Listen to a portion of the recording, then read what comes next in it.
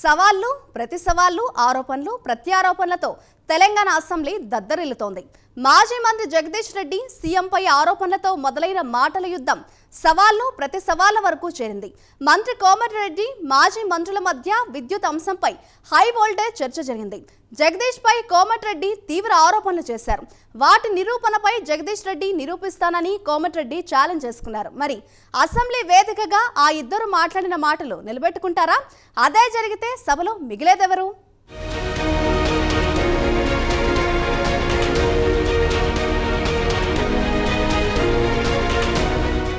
విద్యుత్ అంశంపై తెలంగాణ అసెంబ్లీలో వాడివేడి చర్చ జరిగింది. మంత్రి కోమటిరెడ్డి వెంకటరెడ్డి మాజీ మంత్రి జగదీశ్వర్ రెడ్డి మధ్య నువ్వానేనా అన్నట్లు మాటల యుద్ధం నడిచింది.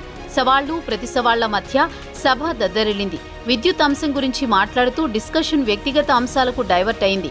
సీఎం రేవంత్ రెడ్డిని విమర్శిస్తూ జగదీష్ రెడ్డి పలు ఆరోపణలు చేశారు.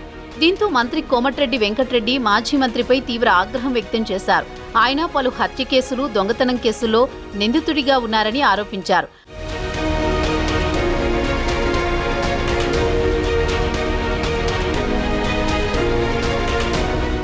అంతేకాదు జగదీశ్వర్ రెడ్డిని ఏడాది పాటు నల్గొండ నుంచి గతంలో బహిష్కరించారని ఘాటైన విమర్శలు చేశారు.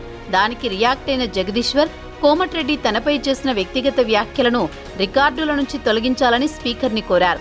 ఆ క్రమంలో కోమటిరెడ్డి ఆరోపణలపై జగదీష్ రెడ్డి సవాల్ విసిరారు. తనపై చేసిన ఆరోపణలను నిరూపిస్తే సభలో ముక్కు నేలకు రాసి ఎమ్మెల్యే పదవికి రాజీనామా చేస్తానని ఆయన చెప్పారు.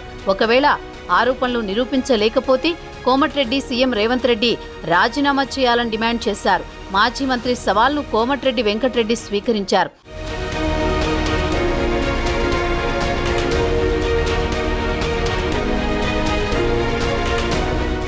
జగదీశ్వర్ రెడ్డిపై చేసిన ఆరోపణలకు కట్టుబడి ఉన్నానని, వాటిని నిరూపిస్తానని చెప్పారు.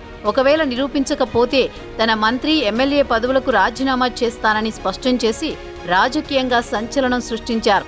కాంగ్రెస్ ప్రభుత్వం ఏర్పడిన తర్వాత సభలో ఉమ్మడి నల్గొండ జిల్లాకు చెందిన కోమటిరెడ్డి, జగదీష్ రెడ్డి ఒకరిపై మరొకరు ఆరోపణలు ప్రత్యారోపణలు చేసుకుని రాజకీయ సన్యాసంపై సవాళ్లు విసురుకోవడం చర్చనీయాంశంగా మారింది.